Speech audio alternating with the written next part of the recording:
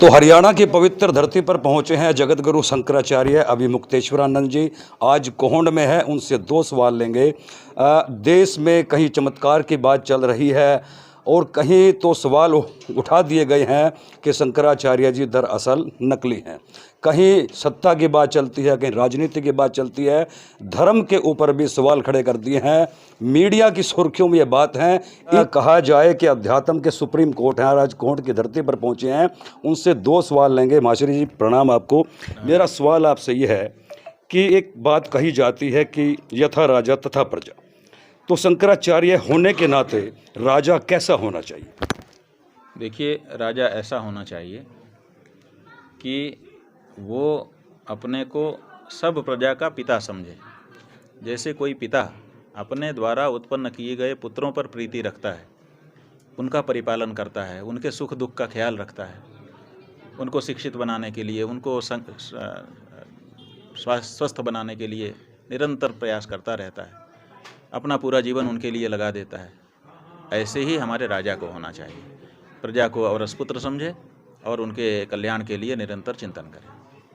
संत कैसा होना चाहिए? क्योंकि आज संतों पर ही सवाल उठ गए हैं और दुनिया दुखी है। जब कोई चमत्कार की बात आती है तो आप ठुकरा देते हैं, कोई चमत्कार होता नहीं। वहीं दूसरी तरफ से आवाज़ आती है कि शंकराचार्य जी नकली हैं। मतलब आज ये समय आ गया है कि शंकराचार्य जी पर ही सवाल उठ जाते हैं। ऐसे में जनता क्या करे? संत का क्या दायित्व है? देखिए, संत का दायित्व है सच बोले, झूठ ना बोले, किसी लोभ में ना आए और किसी दबाव में ना आए। सच कहने के लिए उसके पास शक्ति होनी चाहिए। वो सच बोले, मानना ना मानना ये लोगों का काम है। कबीरदास जी ने कहा ना कि तुझको जो सूझे सो कर, कहना ही अपना काम है। सच को समय पर बोल देना, अभिव्यक्ति कर देना, ये संत का काम है।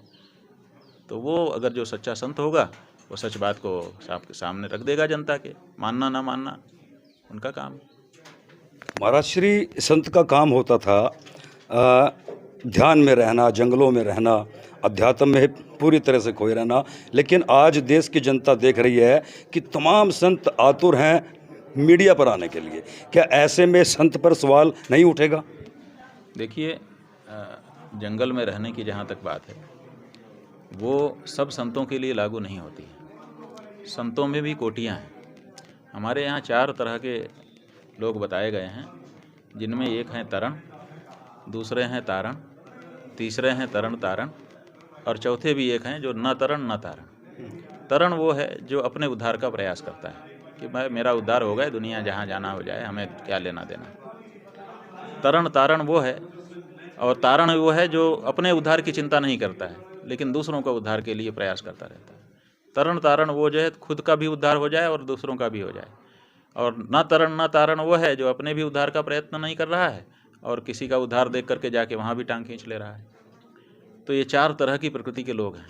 अब इसमें क्या है कि कोई संत ऐसा होता है जो केवल तरण होता है, आत्मोद्धार के लिए प्रयास करता है, तो वो एकांत में चला जाता है, जंगल में चला जाता है। आजकल तो जंगल रहे नहीं, जाए तो कहाँ जाए, तो वही कंक्रीट के जंगल में उसको अपना एकांत खोजना पड़ता है, कहीं आश्रम बना के शांति से रहता है।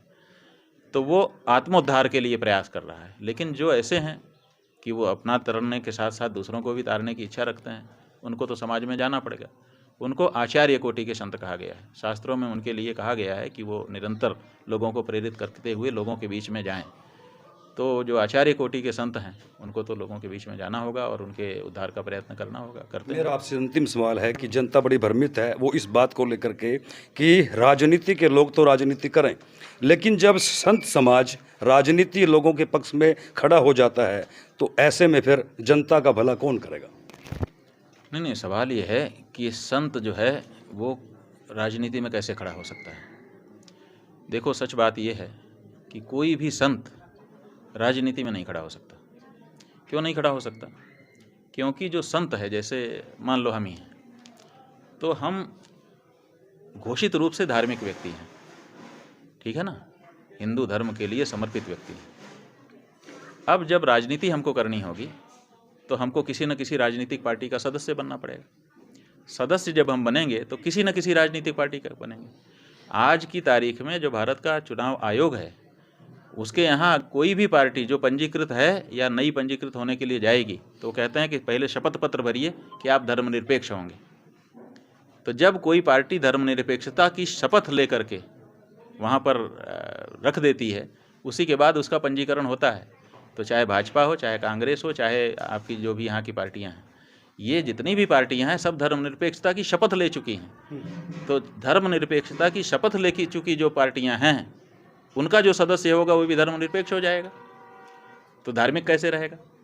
तो जैसे ही कोई संत किसी राजनीतिक पार्टी का सदस्य बनता है वो धर्मनिरपेक्ष हो जाता है, वो धार्मिक नहीं रह जाता, पहली बात। और धार्मिक जैसे ही नहीं रहा वैसे उसका संत होना तात्पर्यहीन हो जाता है। उनको क्या कहें? संत कहें? संत आप कैसे कहते हो? आप कहते हो वही गलत करते हो।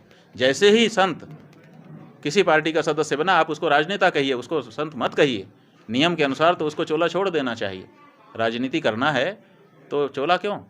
लेकिन अब इतनी हिम्मत किसी की नहीं हो रही है कि उनके कहे, इसीलिए लोग अपना बने हुए हैं। दोनों, ये भी हो रहा है वो भी हो रहा है। ये कैसे हो सकता है?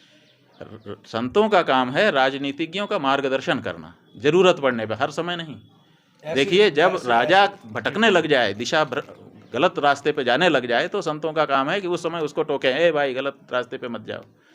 उसके बाद अपना जप तप करें और लोक कल्याण के लिए प्रेरणा दें। ऐसी स्थिति में शंकराचार्य जी का क्या दायित्व बनता है? भाई शंकराचार्य जी का दायित्व तो बहुत कुछ बनता है और शंकराचार्य जी अपने दायित्व का निर्वहन करना भी चाहते हैं, लेकिन किसी भी दायित्व के निर्वहन के लिए अधिकार और संसाधन होने चाहिए। तो अधिकार आपने छीन लिया। इस देश में शंकराचार्य का एक अपना प्रोटोकॉल होता था। सुधन्वा नाम के जो राजा थे, आपने अभी देखा, हम सिंहासन पर बैठे हुए थे। सिंहासन पर राजा बैठता है। हमारे यहाँ राजतंत्र का उन्मूलन हो चुका है, सिंहासन पे कोई नहीं बैठ सकता, लेकिन हम सिंहासन पे बैठे हैं ना। क्यों बैठे हैं? क्योंकि सुधन्वा नाम के जो भारत के राजा थे उन्होंने ये हमको दिया है कि आप इस पे बैठिए, अधिकार दिया है। तो वो अधिकार हमारा चला आ रहा है। लेकिन आज की जो स्वतंत्र भारत की सरकार है उसने हमारे अधिकार सस्पेंड कर रखे हैं। पहले हमारे मठों में, आप हमारे जो पुराने मठ हैं उनमें चले जाइए, अंग्रेज़ों की सरकार जब तक थी तब तक भी हमारे महंतों को मजिस्ट्रेट का अधिकार होता था। वो किसी को पकड़ लेते थे, मुकदमा सुन ले करके फैसला कर देते थे, उसको अंग्रेज सरकार मान्य करती थी।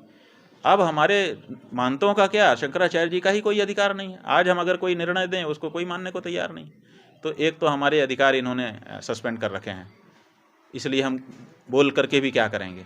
आप पूछ रहे हैं इसलिए बोल रहे हैं, अन्यथा अपने से तो हम बोल भी नहीं रहे। और दूसरे, संसाधन भी होने चाहिए। हम चाहें कि इस क्षेत्र में अमुक समस्या है, उसका निराकरण कर दें, उसके संसाधन, तो हमारे पास उतने संसाधन भी नहीं हैं। तो ऐसी परिस्थिति में हम अपनी राय पूछे जाने पर व्यक्त करने के सिवाय और कुछ करने में समर्थ इस समय नहीं हैं। तो सुना अपने दर्शकों कि एक राजा कैसा होना चाहिए और इस देश की जनता के प्रति एक संत का क्या दायित्व होना चाहिए। दोनों ही सवालों के जवाब हमने जगत गुरु शंकराचार्य जी से लिए। वीडियो आपको कैसी लगी अपनी राय जरूर देते रहिए, शेयर जरूर कीजिएगा। फिर एक और शख्सियत के साथ मुलाकात करेंगे, तब तक मुझे दें इजाज़त। नमस्कार।